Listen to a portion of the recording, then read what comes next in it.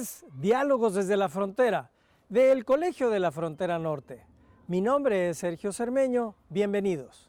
En toda sociedad humana el papel de los jóvenes es por demás relevante, ya que son el relevo generacional, son los y las que se harán cargo de una manera o de otra de todos los asuntos sociales. Es desafortunado darnos cuenta que en México y en América Latina la situación de la gran mayoría de las y los jóvenes es precaria y carente de oportunidades, o muy pocas oportunidades.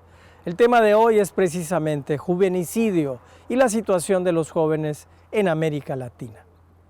Nos acompaña en el estudio el doctor José Manuel Valenzuela, profesor investigador del Colegio de la Frontera Norte. Los invito a que me acompañen.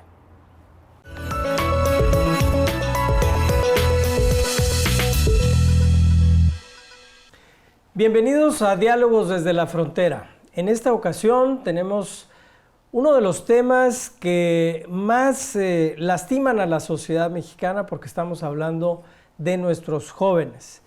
El tema es juvenicidio y la situación de los jóvenes en América Latina. Y me acompaña el doctor Manuel Valenzuela, secretario general académico del COLEF. Bienvenido, Manuel, a tu casa. Buen día, Sergio. ¿Qué entendemos por juvenicidio? El juvenicidio es un concepto que emerge asociado al de feminicidio, nombre que se utilizó para dar cuenta del asesinato sistemático de mujeres por el hecho de ser mujeres, en el cual obviamente hay un componente que está anclado al acto límite de la misoginia, que arrebata la vida de las mujeres. En este caso, trabajando un libro que se llamó Sé de Mal, Feminicidio, Jóvenes en la Frontera, me percaté que uno de los asuntos claves que estábamos viviendo era el asesinato de jóvenes. No solo de las mujeres asesinadas a través del acto feminicida, que eran de manera importante jóvenes, sino que estamos matando a los jóvenes y que en América Latina la principal causa de muerte de los jóvenes, de las y los jóvenes, es la violencia. A partir de esto surge una certeza que había que construir, y es que efectivamente estamos en sociedades que han venido realizando un asesinato sistemático de personas jóvenes. Un dato que realmente es aterrador es que por primera vez en México hay una disminución en la esperanza de vida al nacer de la población. Pequeño, pero una disminución, eso es una contratendencia, digamos, y esto principalmente está vinculado con el asesinato de los jóvenes. Hemos avanzado mucho en el control de la muerte infantil, las enfermedades que cobraban la vida de los niños, pero ahora el tema se vuelve sumamente rudo, sumamente importante y urgente en lo que tiene que ver con la violencia y la muerte contra los jóvenes. ¿Cómo es que se está dando eso? ¿Cuáles son las manifestaciones? ¿En dónde están muriendo los jóvenes? Bueno, en México tenemos, solo durante el gobierno de Felipe Calderón y la fallida guerra contra el crimen organizado, esta política iatrogénica donde la medicina salió más cara que la enfermedad, más doliente, más mortífera, donde se asesinó y desapareció más de 130,000 personas, gran parte de ellos jóvenes.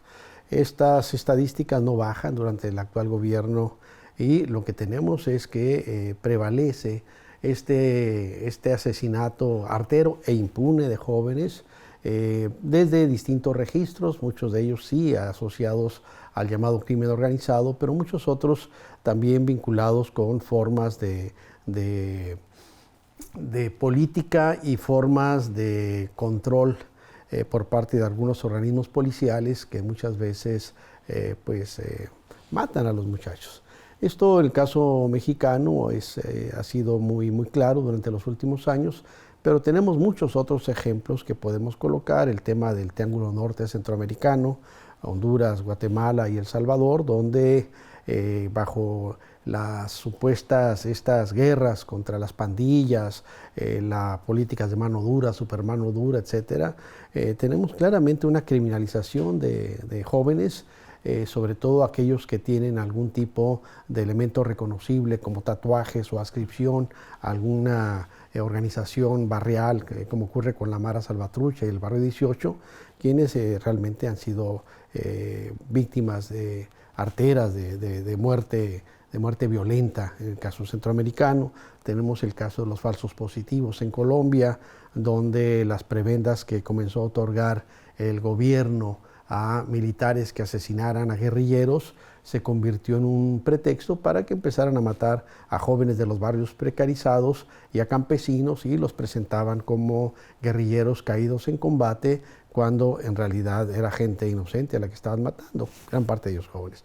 Tenemos el juvenicidio, en este caso asociado al color de piel, el asesinato de los afro-brasileños, que los asesinan 2 veces más de lo que representan en términos poblacionales en el caso brasileño. La limpieza social en las favelas, no solo las de Río, sino la muerte que se viene dando en estos áreas muy pobres, donde viven los jóvenes, principalmente afrodescendientes. Entonces lo que tenemos, esto es un escenario que podemos ampliar a otros registros y a otros niveles. Venimos de una guerra, una llamada guerra sucia, y un cuestionamiento fuerte a llamarle guerra, porque en realidad fue una suerte de encono del Estado, de violación de los propios parámetros legales y de los derechos humanos, que derivó en el secuestro y la desaparición forzada de decenas de miles de personas, más de 30.000 en el caso argentino, más de 5.000 asesinados durante la dictadura pinochetista. Entonces lo que tenemos es una condición donde la muerte ha sido compañera de ruta de muchos organismos policiales y de organizaciones que actúan en la paralegalidad, y las principales víctimas han sido los jóvenes. Hay elementos que en el libro destacas, y destacan colegas tuyos también. ¿Me pudieras mencionar, decir, por ejemplo, la pobreza, ser indígena, el color de piel, en fin? Háblame de eso. Sí, lo que pasa es que el juvenicidio no es, digamos, solo el asesinato. El asesinato es el corolario de una condición de distintas formas de precarización social de la vida de las personas, en este caso de los jóvenes. Y esta precarización parte, por supuesto, del incremento de la pobreza, una pobreza que afecta de manera amplia a las y los jóvenes latinoamericanos, una pobreza que afecta a cerca de 200 millones de personas en América Latina, una pobreza que, digamos, se inscribe como grillete en los sueños juveniles, y muchas veces forma parte de este cierre de las expectativas y de las opciones para construir proyectos viables de vida.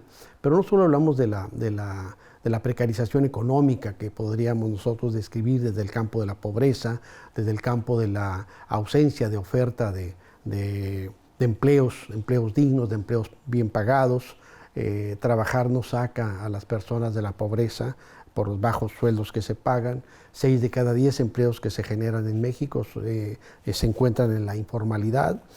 Tenemos también una situación en la cual la precarización también implica una dimensión social más amplia, como ocurre con el cierre del horizonte educativo como el gran paradigma de la movilidad social. Y ahí lo que observamos de manera muy clara es que ya al llegar a la prepa, más de la mitad de quienes iniciaron un proceso educativo habrán desertado.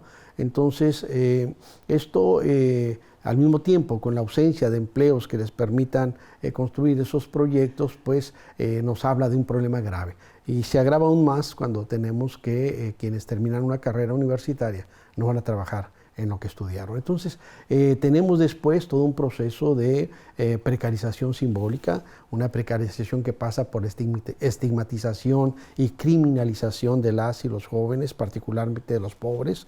Y lo que vamos armando es que las distintas formas de precarización, que implica formas diferenciadas de implicación en los escenarios posibles de violencia y de muerte artera, pues tienen ciertas características en las cuales efectivamente podemos hablar de identidades también desacreditadas o desacreditables, identidades proscritas, identidades precarias, en las cuales el ser indio, ser afrodescendiente, ser mujer, ser homosexual, ser transexual, coloca en mayores niveles de vulnerabilidad a la población.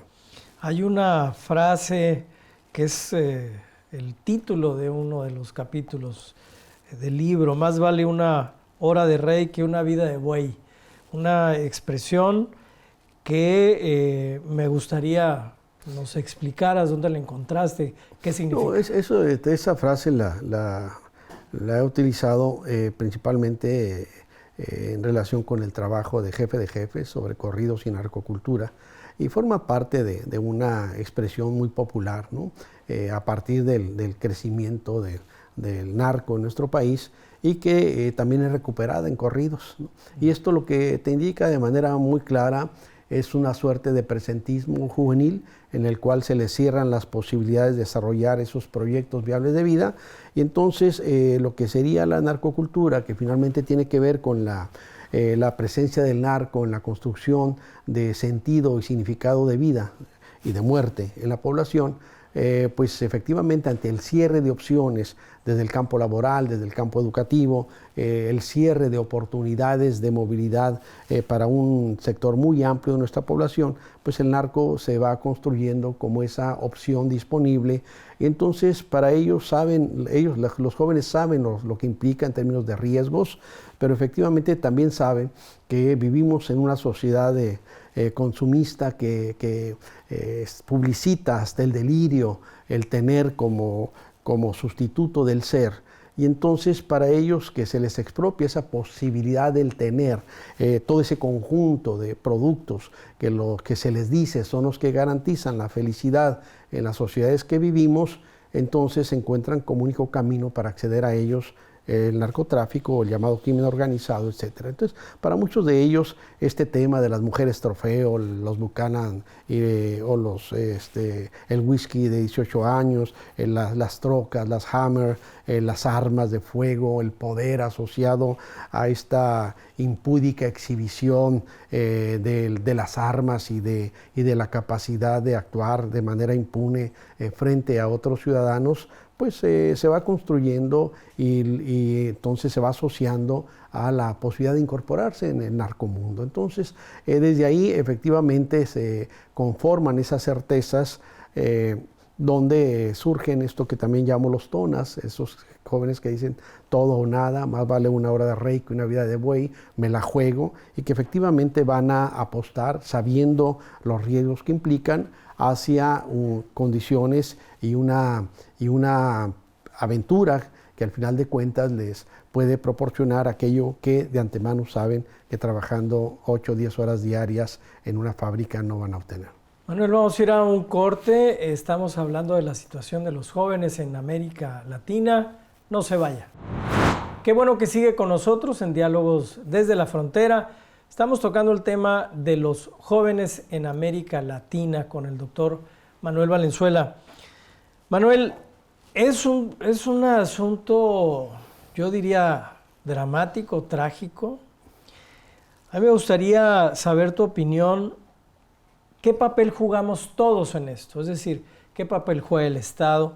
¿Qué papel juegan los medios de comunicación? Lo acabas de mencionar, los medios de comunicación que construyen un mundo muchas veces inalcanzable, y para un joven que está comenzando y con esta situación tan complicada, pues no va a ser posible. Entonces, la misma situación del narcotráfico en México se ha disparado de una manera muy importante. El papel que jugamos todos. Bueno, todos estamos implicados de diversas maneras en el padecimiento de de la violencia social asociada con el crimen organizado, con el narcotráfico, con las políticas de precarización, y obviamente todos tenemos algo que hacer, que decir, que proponer frente a esto. Lo primero que yo diría es reconocer que desde la lógica del Estado ha fallado el modelo iatrogénico o prohibicionista, que en realidad la prohibición no resuelve absolutamente nada, que se ha convertido en un problema más grave que lo que supuestamente resolvería.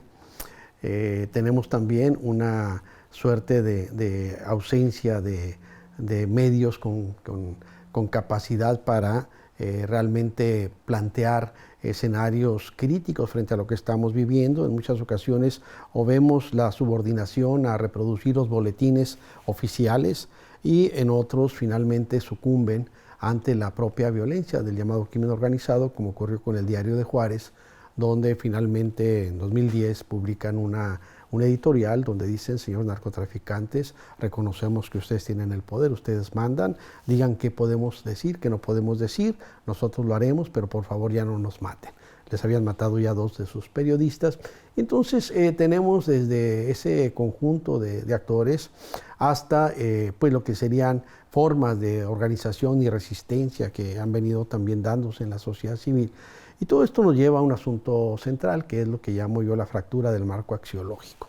Lo que tenemos es que junto a estos asuntos que inciden en el mundo objetivo de la población, hay en el campo simbólico, hay en el campo axiológico, ético, moral, una fractura fundamental. Y esto, siempre cito la encuesta nacional de la juventud en México 2000-2005, donde nos muestra que la mayoría de los jóvenes en nuestro país pues no creen en los políticos, no creen en las instancias de procuración de justicia, no hacen una diferencia entre judiciales, policías y narcotraficantes. Entonces tenemos realmente un problema grave en lo que sería cómo se configura un referente ético que pueda, digamos, apoyar lo que sería la construcción de senderos de vida para las y los jóvenes. Entonces no creen en eso y yo creo que con justa razón no creen en eso. Y entonces lo que tenemos ahí como fondo es la necesidad de redefinir los rasgos centrales del proyecto nacional. Porque el proyecto nacional es excluyente, ha generado una mayor polarización en la distribución de la riqueza, del ingreso, ha incrementado la pobreza, tenemos los dramas asociados con esta exclusión en el tema de la migración, donde una gran cantidad de personas tienen que salir del país porque aquí no encuentran las condiciones para desarrollar su vida. Y entonces esto se va, digamos, articulando con otro tipo de problemáticas, como lo que hemos visto recientemente, mayores controles en Estados Unidos, mayor agresión contra los migrantes, mayor control fronterizo, deportaciones no solo en la frontera, sino desde estados no fronterizos, y por otro lado lo que sería este solapamiento de las redes de migratorias por el propio crimen organizado. Entonces esto genera escenarios de mayor vulnerabilidad, de riesgo y de muerte.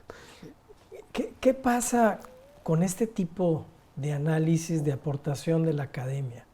Una vez que esto ya está elaborado, está en un libro, está discutido, está, digamos, científicamente comprobable en el sentido de que hay datos que se puede manejar y comprobar que esto es una realidad. ¿Qué hacen? ¿Qué has visto tú que hacen las autoridades o quien tenga cosas que hacer al respecto?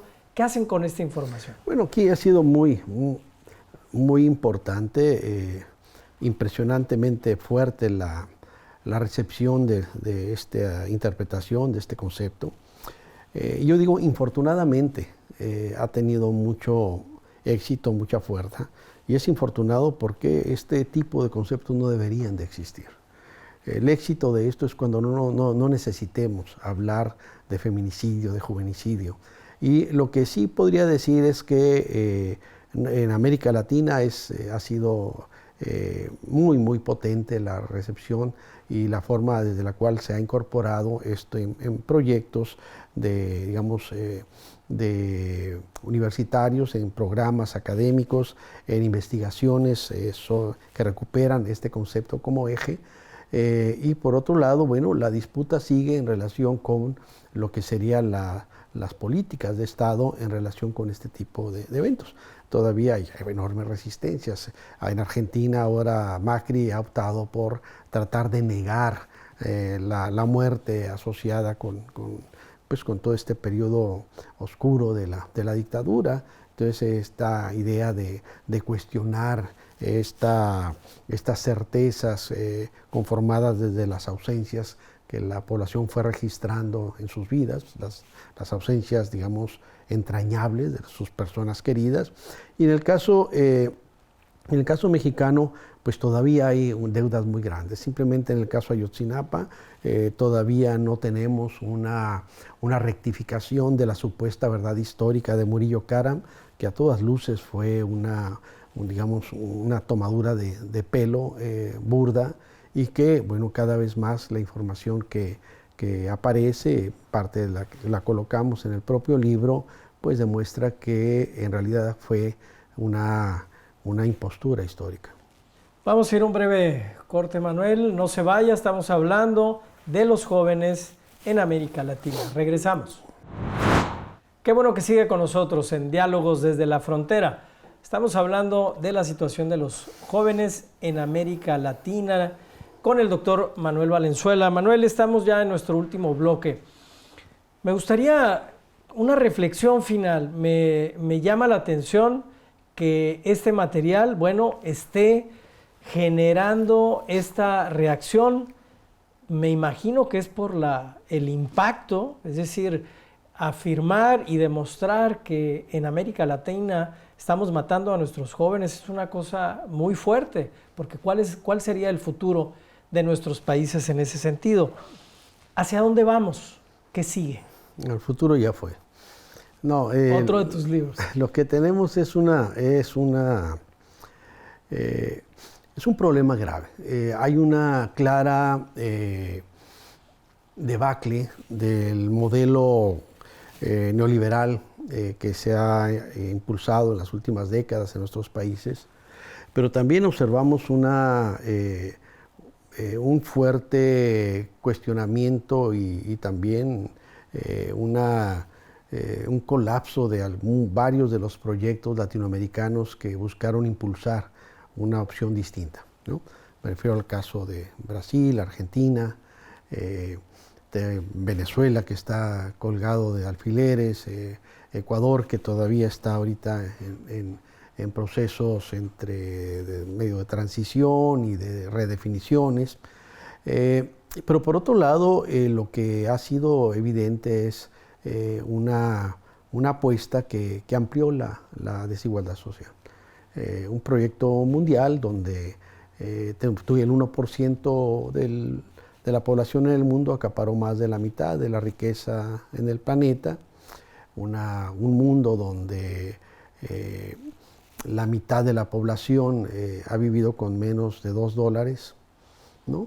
Y un mundo donde una quinta parte vive con menos de $1, en condiciones de extrema pobreza. Pero todo esto también se vincula con un mundo en el cual tenemos la mayor generación de jóvenes y adolescentes. Nunca había habido tantos jóvenes y adolescentes, pero también la más educada, los jóvenes y adolescentes con mayores niveles de escolaridad. Sin embargo, no son los privilegiados. ¿No? Estos jóvenes ganan menos que otros sectores sociales, padecen más el desempleo, tienen una serie de limitaciones sociales y, como vemos, también padecen la pobreza de manera importante.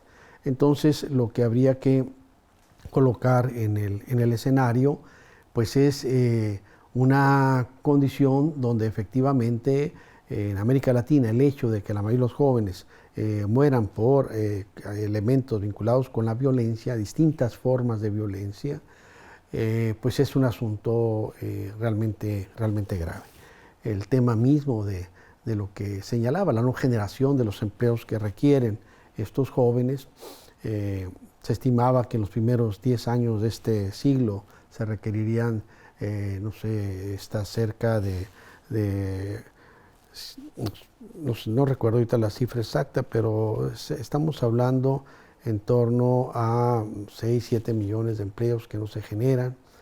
Entonces, al asunto aquí grave es que no solo no se están garantizando la generación de condiciones objetivas de vida adecuadas para su desarrollo, sino también estamos generando un clima social propicio para el desencuentro, propicio para la violencia, y esta violencia cobra forma en estas figuras que ya señalamos, donde en el caso del feminicidio son principalmente hombres asesinando mujeres. En el caso de la homofobia estamos hablando y del asesinato de personas homosexuales o con otro tipo de identidad sexual, son principalmente heterosexuales matando a gente con otra identidad sexual. En el caso del racismo son principalmente blancos asesinando a personas afrodescendientes. En el caso también, o principalmente población indígena, como ha ocurrido en nuestra historia latinoamericana. En el caso del juvenicidio, estamos hablando de jóvenes matando jóvenes.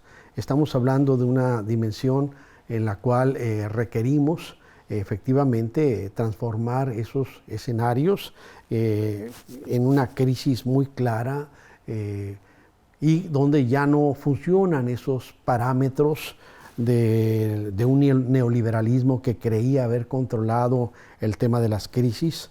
Ahora más que nunca el tema económico, el proyecto social de país vinculado con la entrega de los recursos estratégicos, vinculado con una fuerte supeditación a lo que serían los designios que se definen desde los grandes centros corporativos, el mantener una estrategia que claramente fue abandonando el gran compromiso de apoyar el crecimiento, la seguridad y el bienestar de la población.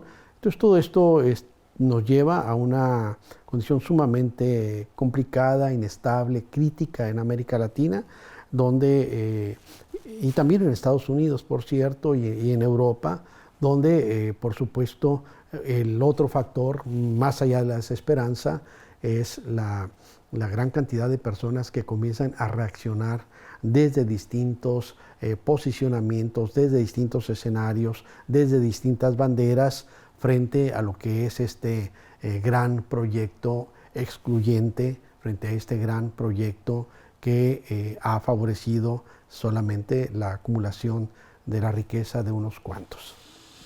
Manuel, bueno, pues espero que en el futuro tengamos oportunidad de seguir hablando de este y de otros temas.